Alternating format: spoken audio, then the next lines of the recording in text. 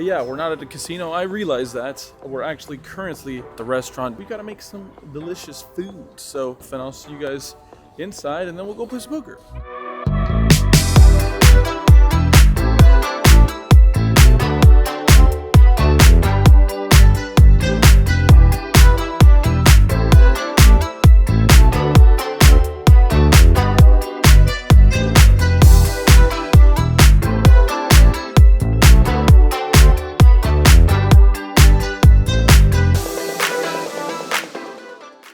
As you folks just saw there, we were cooking and wheeling and dealing, making some delicious fried chicken for a project that I'm working on that doesn't at all pertain to poker. But you know what does?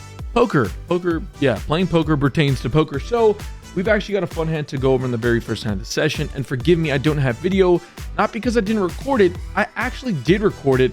The problem became that, yeah, you see this right here? This is a camera that we're all familiar with. A lot of your favorite poker vloggers actually probably use this. I tried using this to record my table footage, which I've never done before, and like an absolute donk.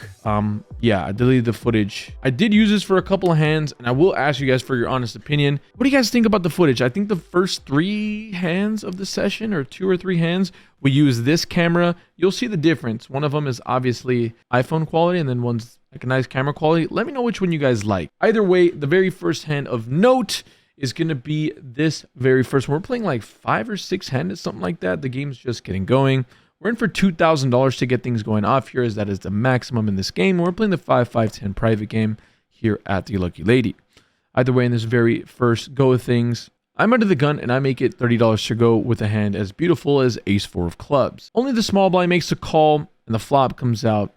Yeah, as good as it can come. 6-4-4. There is a flush draw out there. When the action checks over to me, I think I have a pretty clear c-bet here. I actually decided to go a little bit on the bigger side. Not really sure why, but I decided to go nearly the size of the pot, betting $60 here. And my opponent from the small blind makes the call. The turn card comes in Ace of Diamonds, improving us now to a boat. And when the action checks over to me, I think we have a clear bet here. I make it $100 to go. And luckily for us, our opponent is not over with the hand. And not only is he not over with the hand, but he's so not over with the hand that he decides to check raise me to $325. I think everything is on the table, but I think the best play here is probably to just call. Allow my opponent to either get there by hitting one of the flushes that are available. The river card comes a jack of hearts, bringing the front door flush, which is awesome. Again, a lot of my opponent's semi-bluffs now get there probably. He decides to bet a really weird sizing, though. Goes for a $300 bet here. Again, now downsizing from his turn raise. It doesn't change what I have to do. I have a pretty clear all-in, which is what I go ahead and do for about $1,200 more, something like that. About $1,000 more, if I'm not mistaken. And my opponent snap folds, so he obviously had a bluff there. Good for us, as we're going to go ahead and ship the very first hand of the session. The button decides to make it $40 to go. Action folds to me in the big blind. We look down at a pair, pocket sevens. We decide to make the call. The flop is great, as it comes Queen, 7-3, Rainbow. The action checked over to our opponent. He bets 40. Let's just try to play this a little trickier. The turn card comes the King of Spades, bringing a backdoor flush draw. Action's going to end up getting checked through here. I was actually hoping to check raise this turn here, but I won't have the chance. And the river card comes out a Jack of Hearts. I decided to do something pretty interesting. I decided to throw out a blocker bet. You might be asking, why the hell would I throw out a blocker bet when I have such a good hand if I, usually would overbet for value? Here's my idea. I want to throw out a blocker bet to 3 bets. So I want to block bet raise, which is a really cool trick that I think all the smart kids are doing. I've seen it 1 or 2 times on the Poker Go studio stuff. When I check it over, or I guess blocker bet for 25, my opponent ends up raising to 150. Something weird, I don't know what comes over me. Something real weird just hits me. I was totally planning to bomb this river. I was going to block bet 25 and raise massive if he decided to raise me. But something in my gut just felt weird. I don't know what it is. I don't know why I did it, but I just feel freaking gross. So I decide to go against my original plan. I just call here. I immediately let my opponent know that I have a set, and he says he has a set as well. Pocket jacks. Gosh darn it. So it looks like we weren't going to get any more value. It's, he just happened to hit 2 outs here, and it was the 2 outs that obviously was the only way that any more money got in the middle. I'm super happy, honestly, with my awareness of the situation and to kind of ditch a plan that I had already premeditated, I suppose. but I don't know. Something just came over me. I had a really, I don't know, just a live read or just kind of like a feel, I guess. You know, some people call it white magic, and I just call it, I don't even know what I call it. It was just crazy. I should have lost more, honestly. Well, that last hand really stung us here, but we're looking to improve, especially on this next hand where the action folds to me in the third blind. We have a straddle on here to my left. We look down at king 3 suited here. Not the worst hand. I think this plays good as an open. At least, you know, in what I'm doing it is. I reached to 80 bucks out of position, going about 4x. Our opponent actually ends up 3-betting here to 245. A little worrisome because this opponent has probably 3-bet a grand total of 0 times in this session. So we definitely have to be concerned about it. I end up calling here as I have a suited king, and we're going off to a flop that comes 10-8-3 rainbow. We do flop ourselves bottom pair and a backdoor flush draw. Not the worst hand in the world, especially going to this flop. When I check it over to him, but he decides to bet a massive sizing, 450 bucks, nearly going the size of the pot. Definitely something to be worried about. But again, we didn't call pre-flop to hit a pair and just to give it up. I call, and the turn does not improve us in any way. I check it over to him, and he decides to go all in. Again, I think at this point, if you had ace-king, I'd almost certainly expect him to just go ahead and check it back here. Doesn't hit me as a type of player to try to blast off. I think they'll just let me do all of the blasting off. So after quite a bit of thinking about it, I end up, luckily for my own sanity and health, deciding to make what is a reasonable fold for me, I guess, but a pretty ABC fold for anyone else, as the opponent is kind enough to show us, yeah, pocket aces. Good hand on him, got the absolute maximum value for me, and happy we can at least get away from something. Some time has passed by, and it seems like the straddle has been staying on fairly consistently. I think at this point we're getting near a full ring game. When the action folded to me in the button, we look down at a really nice hand. Ace-jack of clubs. I raise it up here to a very even $60. The opponent from the big blind decides to 3-bet here to 300 bucks. Going 5x out of position, really charging me here. When the action folds back to me, I think I can do a couple of different things. Sure, just calling here is probably the best thing to do, honestly, I guess. But I'm in a weird spot where we have a really odd sizing here, where we only are playing technically about 100 big blinds. I decided to just go all in here for about $2,200. My opponent ends up getting the action back on him, and he decides to eventually make the call. We'd agreed to run out 2 boards here, and lets us know that he has pocket 8. So the first board comes out, king 6, king, turn 5, and a river ace of hearts. Oh, that was an ace from space. Well, king 10 deuce here on the flop with a club here. The turn card comes a 3 of diamonds. No, not this time around, as it comes a 4 of spades. All of that excitement for a chop pot. I get it, not the most exciting thing in the world, but a really big pot nonetheless. Unfortunately, that we couldn't scoop that one there. Either way, happy to at least chop this one up. All right, things are heating up really quickly. This next hand, the straddle is on. The button makes it $60 to go. The small blind decides to 3-bet to 225. And we look down here at a suited king, king 9 of clubs.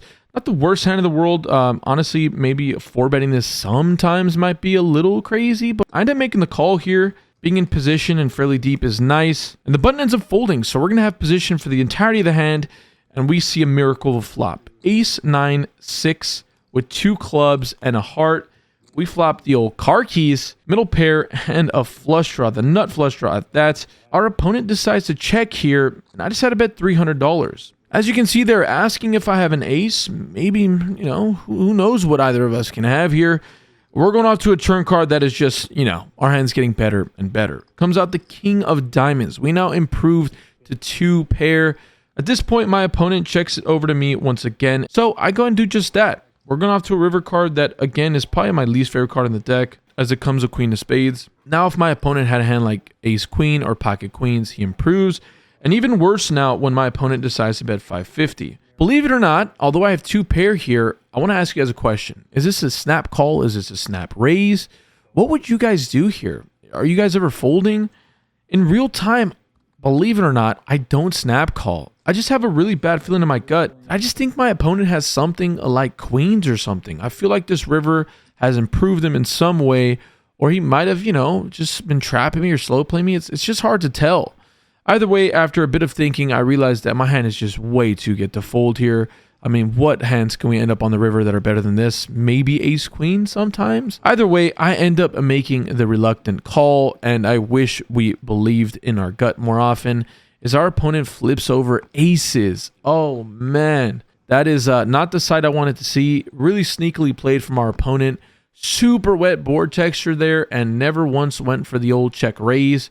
So honestly, we ended up losing the minimum. We both had 3,000 or 4,000 in our stack, so this pot could have been massive.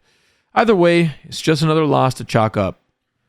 Okay, things are obviously not going in our way, but hey, it's never ever been a problem for us before. Once again, we find ourselves in a very interesting situation. The cutoff opens it up here, and the action folds to the big blind, who ends up 3-betting to $300. With the action now on me in the straddle, or the third blind, I should say, we look down at pocket tens. What would you do here? Is this a 3-bet or a 4-bet spot, I should say? Would you guys just call here? The one thing I usually tell myself is it's probably better to raise or to re-raise in a spot where you're going to be out of position to another player in the hand. I would hate to just call here and invite our friend here from the cutoff to make, what could be a loose call and play out of position, multi-way with the hand as, prone to some dangerous stuff like pocket tens are. So I decided to 4-bet here to 1,000. It's nice to have a hand like this in this spot. And with the action folding back to the big blind, he ends up deciding to just jam it all in. 5-bet jams for about $2,750. With the action back now on me, it sucks. We can definitely be drawing really slim here, but there's one thing for sure. I can't 4-bet and fold this hand, I don't think. The news is pretty good when the flop comes out 6-7-3, and our opponent murmurs under his breath that I have this one locked up, as in me, the hero, Kieran. And the turn card comes a queen, and at that point my opponent says, whoa, I just improved to a queen. The river card comes a deuce, so a really frustrating flop there.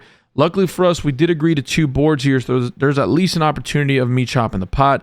And at this point, my opponent shows king queen. Oh my goodness. Getting 5-bet jammed in the face by king high, not fun. But we still have another board and a pretty big sweat for nearly a 6K pot. On the second board, the flop comes out king queen 4. Yeah, that is a massive FU to my face. Turn card's an ace, so we have a gutter ball as well as a flush draw, so things can turn rapidly in this game. The river's a red 8. Yeah, what do we expect there? This session has just been a really, really rough one. We've lost every big hand that we needed to win, folded in every spot where we were value betting, and every bluff we had was called. Not great. Really, really not great. I'm on the button with ace deuce of diamonds. I decided to raise to $60 as the straddle is on. The third blind decides to 3-bet to $250, and with the action folded over to me, I decided to 4-bet with this hand here. It's good to just do weird stuff with a hand like ace deuce suited. $700 to go. Our opponent ends up making the call, and the flop comes out jack 8-3 with 1 diamond and 2 clubs. With the actions checked over to me, with about $1,400 in the middle, I decided to bet out pretty small here for $400. Going slightly above a quarter of the pot here. My opponent ends up making the call, and the turn card comes the 6 of spades. Once again, nothing changes here. This is a super brick, and with the action checked over to me, it only makes sense that we go for it. I decided to bet $1,000. My opponent thinks about it for a brief moment, actually quite some time, before eventually deciding to fold. Oh my goodness, that was great. Our opponent is kind enough to show me his hand, and I show you all. He had pocket tens there, so we put him in a bind. I think that his fold is honestly pretty solid. It's just really hard for me to have an absolute airball. Either way, we've got some more poker to talk about, so let's get through it.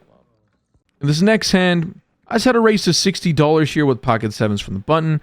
The big blind makes it $300 to go. Again, we're playing like infinite deep, so I make the call here with my pocket sevens, and the flop comes out king 5 deuce rainbow. Our opponent starts off with a small C bet for $175. I think we have an easy call. And the short card comes the 4 of spades. With the action checking over to me, I think our hand can bet here maybe sometimes, but I think my hand is really, really better off just going to showdown. We're going off to the river card that comes a deuce of spades, changing pretty much nothing to the board. Pairing it, but again, doesn't change a whole lot of anything.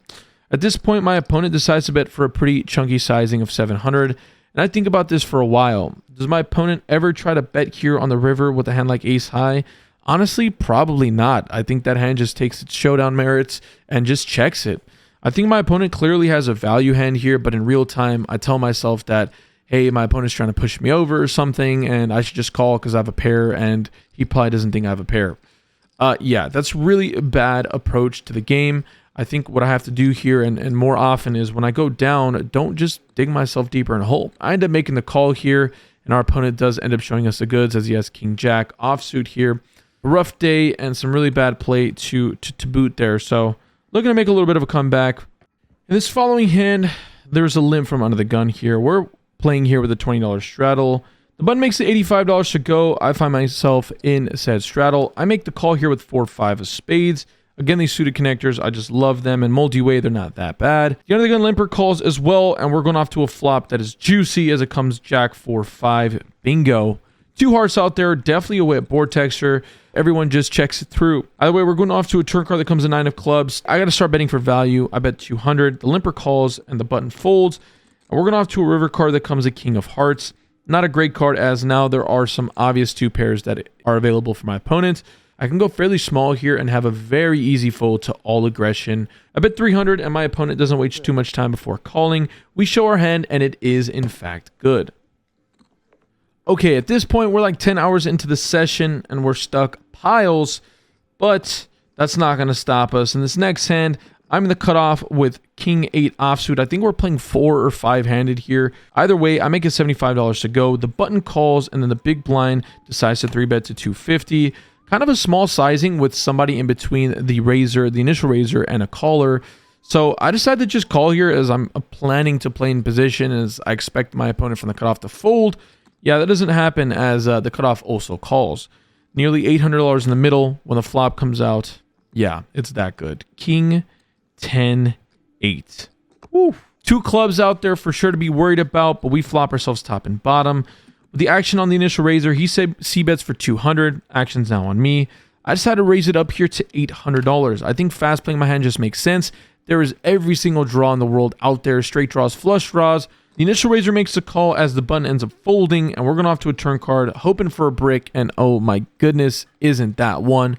A beautiful 3 of diamonds changes nothing here. My opponent decides to check it over to me, and this is where my stupidity gets the best of me. I think I do give myself a lot of grief in spots where I think I mumble and jumble things up and, for lack of better words, blunder. But this one is one that I'm not really going to kill myself over. I decided to go all in here for about $3,300. Again, it is pretty big, but I think I'm okay with that as my opponent goes deep, deep, deep into the tank. One of the longest tanks from this opponent, and by far one of the longest tanks we've ever had in this game. Some time goes on here. A very long time goes on. I'm sweating it out, hoping to get a call here, because this would bring us into the black. And after quite some tanking, our opponent eventually decides to make the fold. Oh no. Unfortunate for us there. But the good thing is, if our opponent's going to tank that long, I think we did choose a really decent sizing for my opponent to at least think about it that long. Means he was really close to doing both things. So all of that being said, not the worst result in the world. Flopping 2 pair and getting a pretty hefty amount of value is good. Maybe we left some value on the table by not betting small, I guess, but with how many draws are out there, I'd really beat myself up if the river came a straightening card, or it came a Broadway card, obviously, or a club. Even if our opponent doesn't improve, the action's just dead. We just both hate the river and we check it through. I could win, I could lose, I don't know. I'd rather just get it all in when I know I'm ahead and have my opponent call off with an inferior hand and just let the cards fall where they may fall. So, looking to end things today on a high note, and the latter of the session has definitely been a little more kind to me. Either way, we're still playing 4 or 5-handed here. The button is where I find myself. We look down at pocket 8s. I make it $75 to go. The small blind and the big blind are on 2 different wavelengths as the small blind calls, and the big blind decides to 3-bet here to 300. I decide to make the call here with my pair, and our opponent from the small blind calls as well. We're going off to a flop that comes ace 8-3 with 2 hearts. Once again, we flop ourselves a set. Earlier it didn't work out for us. In the middle, it might have done it. But this time, we're looking to get some money in the middle. With the action opening, checking over to me, I should say, I think I have a pretty clear C-bet. I think betting bigger makes sense as there's flush draws out there. So I decide to bet 2/3 sizing here. I go for 600. My opponent from the small blind decides to go all in for about $1,000 some odd dollars, somewhere in that range, $1,000 to $1,100. Our initial raiser friend here, the 3-better I should say, decides to fold. We call. We're going to go ahead and run 2 rivers and 2 turns here. On the first run out, it comes a queen of clubs and the deuce of spades. Again, pretty much all of these draws break out. And on the second board, we get a king of diamonds and a jack of diamonds. So again, doesn't change anything really to the board all that much. I show my hand and it is in fact good. Ending off the session on a high note for sure. A really fun session, although things didn't pan out for me. I had a blast as per usual. And as always, even if things don't work out in my favor, I'm happy to just be able to, play a game that I love so much. Either way, let's show to me in person and see how we feel after today's session. With all that being said, we were into today's game for, let me check, I think it was 10,000, so quite a bit, and we were out for 57.25, which is a pretty big loss of just over 4K. Not the best thing in the world, but again, you're just gonna have to live with these swings when you're playing bigger stakes. At the end of the day, although we didn't bring our A game in some spots, seems like the deck wasn't cooperating with us in other ones, but at the end of the day, the one thing you can guarantee is that I'll get back and keep fighting. Hope you guys enjoyed today's video, like I mentioned in every video, and I will be for the next couple of months. If you guys haven't had a chance already, make sure to sign up on the WSOP giveaway. It's super simple. All you have to do is subscribe to this channel, subscribe to my Close to Broke podcast second channel, which is again linked in the description. Like the video, as well as send me an email over at this email right here of a video letting me know why I should pick you to give away the WSOP giveaway. Again, that includes a bracelet event ticket entry, your flight, and your board. All of that is taken care of myself by me out of my own pocket. If you guys are interested in that, that's how you get into it. You can always play with me on the Splash Squads, of course. Again, the link is in the description as well. Outside of that, not a whole lot more to destroy your guys' ears with. I appreciate you guys so much for stopping by and clicking a like on this video. For us to continue to grow this year, we have a pretty big goal of hitting 50K at the end of the year.